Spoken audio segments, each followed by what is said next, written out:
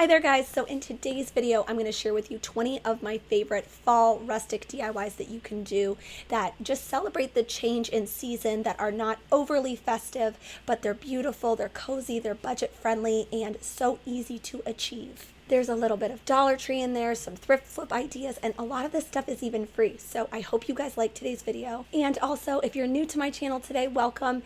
I don't normally sound like this though, so total disclaimer there. I'm still getting over a cold and I didn't want to miss another week. Now, I do want to mention this. If you are someone who looks at these images and you really prefer what you see on the left versus what you see on the right, this might not be the video for you. I'll link to some videos that are more that style that I really like, but this video is more just simple and clean and just playing with textiles and tones and not being overly festive. Now, with all that out of the way, let's go ahead and get into our first project.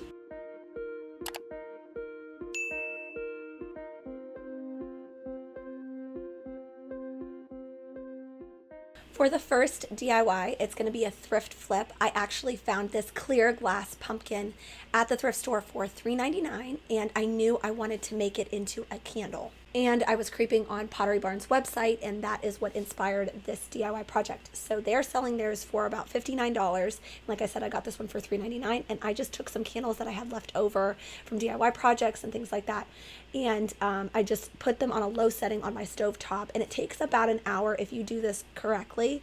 So once those were all melted down, I poured the wax into this canister, and then I just tied the wick up and then cut it once the candle had dried.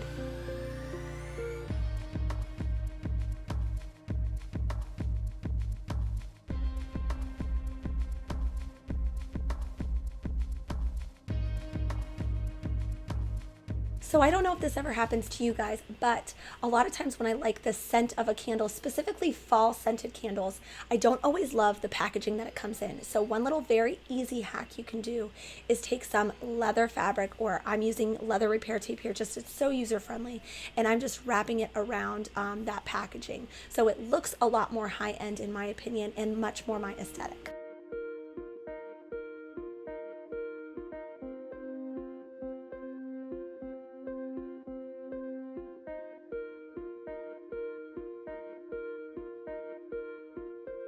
And just to share with you guys a different variation of that same idea, some of you guys might remember when I did an IKEA hack on the Curie stool and I made a cane backing for that stool, and I had just enough cane left over. So all that I'm doing here is I'm cutting it down to size, and then I'm gluing the cane to itself, not to the actual candle, so it's just a sleeve that can be changed.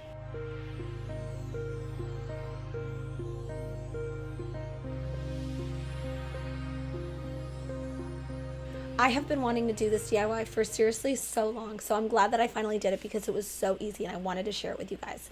So I wanted to make some dried orange slices, so obviously you need oranges that I just picked up from the grocery store. These are Canta oranges, so they're a little bit more red toned, but basically what you're going to do is just preheat the oven to 200 degrees Fahrenheit, and then you want to slice the oranges evenly and thinly. And then you're going to place it on a greased baking sheet, and then you're going to bake it for 6 hours, and then about every hour and a half to 2 hours just turning those slices over.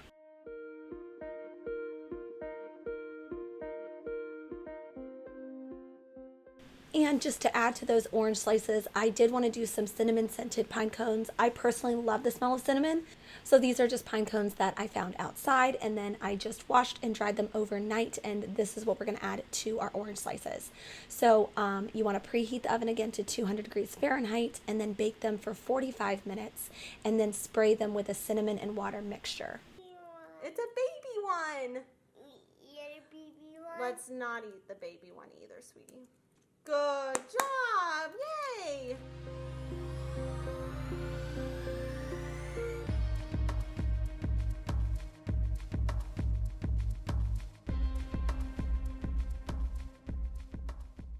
Now, the next DIY isn't necessarily something you can enjoy visually. I mean, it is, but it's more for the smell, and scent is such an important aspect of home decor that is so underestimated. So we are going to make a simmer pot, and all you're going to do for this, you can do anything. There's so many different recipes out there. I just did rosemary, cinnamon, vanilla, oranges, apples, and my whole house, after I just put it on the stove, I let it simmer all day, and my house literally smelled like fall.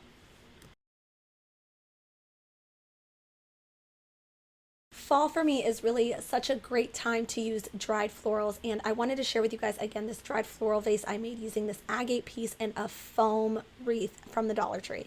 And if your Dollar Tree doesn't have the agate pieces still, you can absolutely just use a scrap piece of wood and then a dowel and then connect it to the foam wreath to get a similar look. But for this particular project I did have one, so I'm just going to clip off the agate part just because it's kind of cheap looking and it wasn't really the aesthetic I was going for.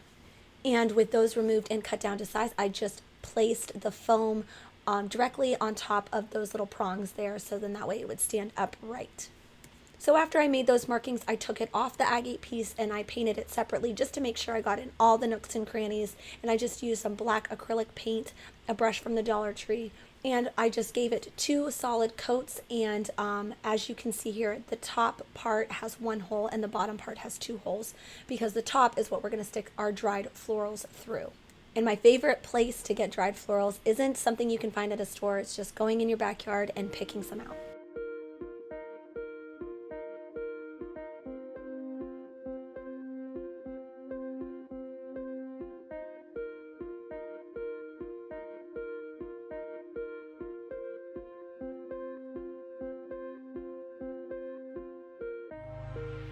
So one of my favorite Dollar Tree finds this year, actually the floral section in the Dollar Tree this year for fall has been really, really good. So I ended up using this pot. So I just wanted to do a quick tutorial on how you can just repurpose something that you might already have and using those florals from the Dollar Tree. So this is just a vessel I found from the thrift store like a million years ago. And I just cleaned it up really well and I spray painted it in a matte black spray paint. And we're just going to give it like an aged look. So once the first coat had completely dried, I took a mixture of cinnamon and nutmeg and I applied it all over the vessel, and I really focused in on the areas that had a little bit of detail like the handles and the rim of the vessel. And the nice thing about this is it's very buildable. So if you just wanted to do one application and then give it the clear coat and call it a day, you could definitely do that, or you could build it up as much as you want. So it totally depends on your preference. And once you get it where you want it, just make sure you take it outside and do a nice clear coat to seal everything in. And because this was an older DIY project, all I had to do was swap the florals that were in there at the time and exchange them for the ones that I found at the Dollar Tree from this year.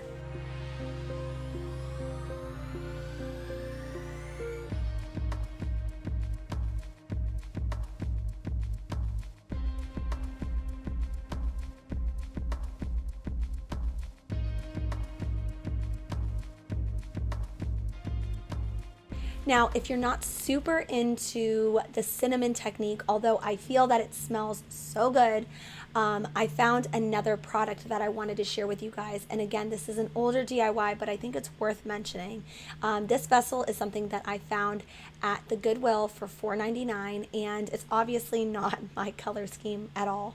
So I ended up finding this aged glaze paint by Rust-Oleum at Home Depot, and I wanted to give this like a golden aged effect. So I'm definitely somebody that loves gold any time of year, but I definitely love it the most during fall because it really does feel so much more cozy than like a silver or a polished nickel in my personal opinion.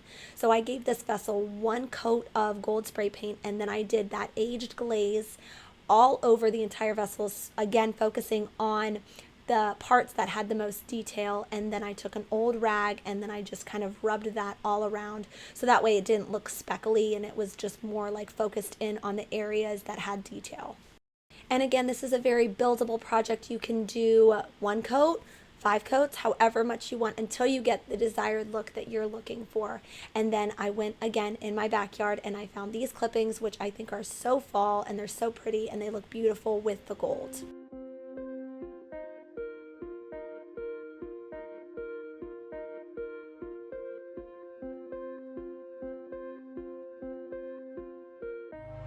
So I really wanted to make some 3-dimensional artwork that had an antler on it. And so I took a frame that I already had, a canvas from the Dollar Tree in the Crafter Square section, and an antler.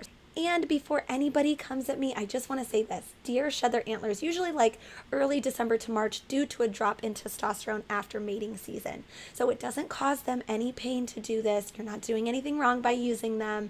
You can find them in the woods. If you see deer, you'll probably find antlers nearby. So for this project, I just took one antler that I had and I hot glued the back of it to the canvas, and I just pressed down on it for about a minute or two to make sure it was really solidified. And then after I did that, I wanted to keep mine all very like monochromatic, so I ended up painting the whole thing white. But I love any opportunity to have some three-dimensional artwork. I thought this would be cute in an entryway. You could put your keys on there for jewelry, and this is how it turned out.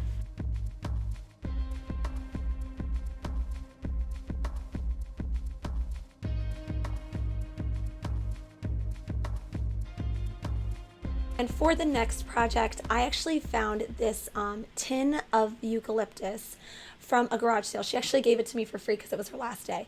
So I really wanted the tin for like putting our umbrellas and stuff, but I figured I might as well try to do something with the eucalyptus too.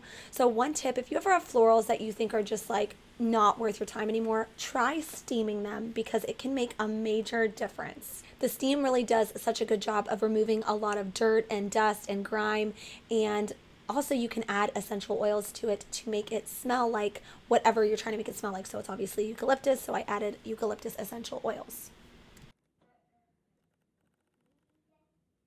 So for the next DIY, I actually was at a garage sale and I found this enormous plaid shirt for just 25 cents, and I always like to use textiles for different DIY projects. So I picked it up. It was nice and neutral, nice and cozy, and I thought a fun project to do would just be to frame a section of the plaid shirt. This is also true. I also thought about doing this. My son has several plaid, just like button-down shirts that he pretty much never wore, and you know, that's another way you can repurpose old fabric. With that same shirt, I ended up making a little lumbar pillow for our couch for the fall season. And what's really nice about having a lot of fabric is you can make multiple projects for just literally, like I said, 25 cents for this shirt. So all I did was cut it down to the size of a lumbar pillow that I had.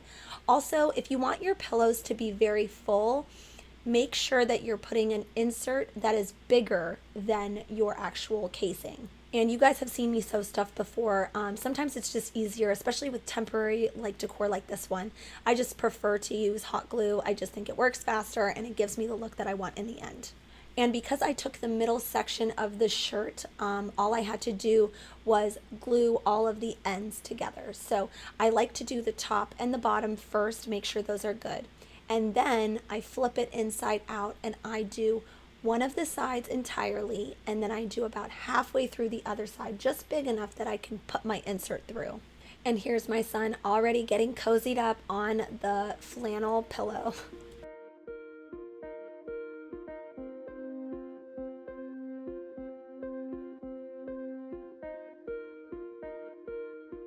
So as I mentioned earlier, I do love to decorate with natural elements, and as some of you might know, I recently moved from Maryland to Ohio, and our new house is just covered in rocks. And some of the stones are actually really beautiful, and so what I did was I just picked a stone that kind of fit the fall aesthetic that I was going for, and a bucket of water and some metallic gold paint. And when you do this to the water, it kind of creates this film that just kind of wraps around the rock to give it a sort of marbled effect, because I love marble in the fall and winter seasons. I think it's just a really nice texture to add. And I ended up doing this a few times until I got the desired look that I was looking for. And another sort of like variation of this DIY is to take some gold leaf, some Mod Podge, and a couple rocks that are similar in size. They don't have to be exactly the same, but similar. And you're just going to place the Mod Podge with the gold leaf in the parts that there's like divots and like little like details in the stones, and it does give a cool effect to the stone because bookends are so expensive, and that's essentially what it is sometimes when they're marble bookends. It's just really beautiful stone, right? So if you can get that look for free or a lot less, I always think it's worth a try. And if you don't like it, that's fine, but it's always worth the attempt to get the look that you want. And again, this project is very buildable. You can do as much gold leaf or very little gold leaf, but I will warn you, this project is one of those projects that looks so crazy until it's over. And I would say less is more, so you're going to end up sanding off a lot of that gold leaf off. So just add more than you think you're going to want. You can always go back and add more, but just to get all the steps done at once. And this is how they turn out.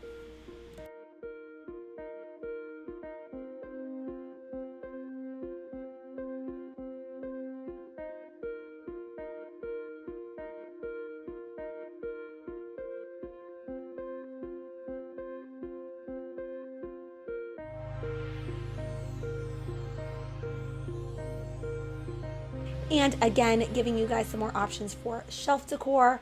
I love just putting one single antler near a pretty vase or whatever have you. And I think it just gives a sort of rustic fall effect that transitions really well into the holiday season as well. You can also fill them with pine cones in a bowl, and they also look really pretty and just give a structural moment in your home. But again, if you wanted another like paperweight or a bookend, I ended up just taking this scrap piece of wood and I placed the antler in the middle of that piece of wood. And for the size of the piece of wood, I just wanted it to be big enough to support the antler so it would stand upright. And I ended up again painting this antler white, but you could of course leave it natural. Had my wooden piece been white, I probably would have left it natural. And I just used some white chalk paint here just to give it a nice full matte coverage. And once it was all painted, I just glued that antler to our wooden piece.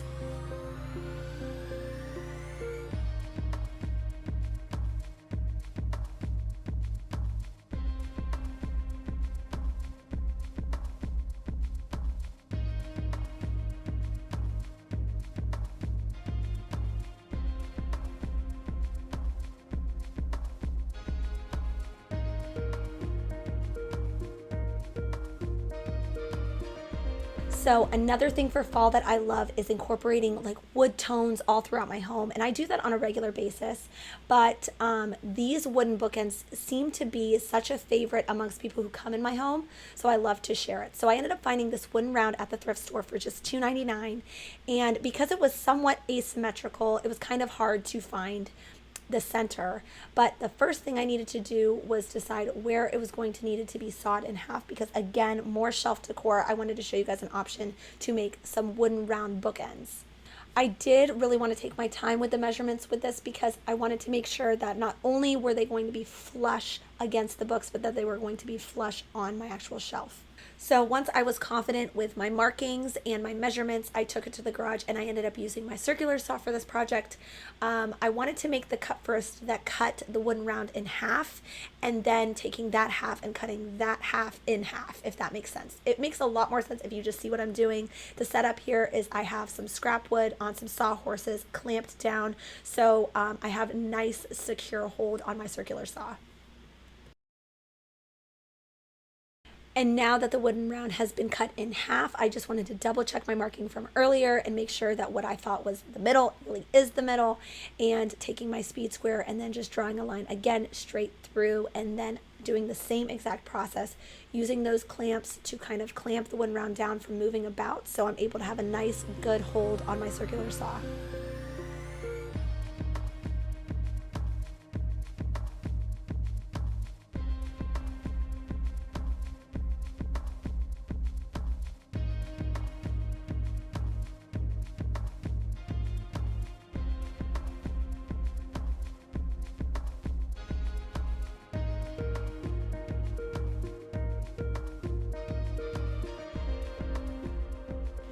And some of you guys were so funny and you kept wondering what we did with the other half of the wooden round. And my husband actually came up with this idea to take like a Z bracket and attach one side to the wall, the other side to the back of the wooden round, and just kind of make a little mini wooden shelf, which we love and think is so cute. And one thing I love to do in the fall season, specifically now that we live in Ohio and it gets cooler a lot earlier, we love to have bonfires and things like that, and I found this metal log holder at the Goodwill for just $2.99. And log holders can be, for some reason, they're really expensive, and I thought this would be the perfect opportunity to just kind of flip it a little bit and make it more our aesthetic, but also it was kind of broken, so I had to fix it. So I just removed that, I think it's vinyl, but it's like faux leather piece. So then that way I could spray paint it. And then this was part of the video where I tested many different types of spray paint. So I just took a piece of foam and I put those Allen wrench screws in the foam so I could spray paint those as well. And I loosely put the log holder back together without the fabric inside. And this was really just to make sure that I got a nice clean finish on what I was going to be spray painting. So I went back and forth with the epoxy spray paint, but I ended up doing the high heat spray paint by Rust-Oleum, and so far so good. I told you guys in that video that I would give you an update, and it has been in extreme heat. By extreme heat I mean like our roasting garage, and no paint has chipped off, it hasn't scratched, it's still in really good shape. So I definitely recommend this if you happen to find a log holder. It's actually something that I come across quite often at the Goodwill or the thrift store in general. So if you ever see one and you want a cozy element for fall, you place some logs in here and it definitely gives a cozy element.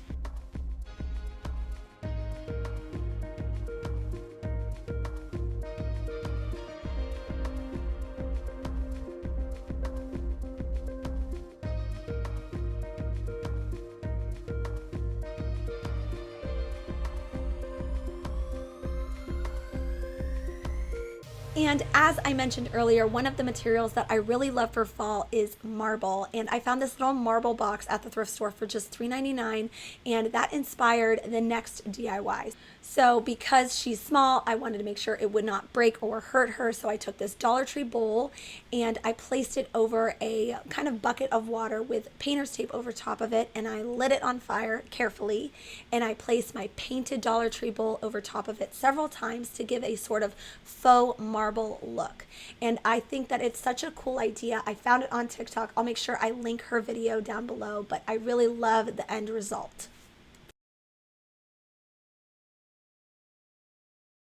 And another DIY that I did for her room were these hexagon boxes I also found at the Dollar Tree. And the pattern was actually very juvenile, which would have worked really well. But I really wanted to use that faux leather tape and give it a more just like polished look. That's definitely much more my aesthetic than the bees. So I know it's kind of hard to see, but I had to remove some of those sparkles. So I just sanded those off. And again, taking that faux leather tape, and just want to make sure that you're cutting anytime there's a corner, and you're going to cut straight into that corner. So then that way you have a nice clean finish. And for my final little fall hack is to take that flannel from earlier and just wear it as a dickie underneath a sweater, and it gives a kind of fall look to your outfit. And that is it for today. I hope you guys liked today's video. Thank you so much for hanging in there with me. I know I sound terrible. I should probably go drink some tea, and I hope you guys all have a great week, and I will see you next time. Bye.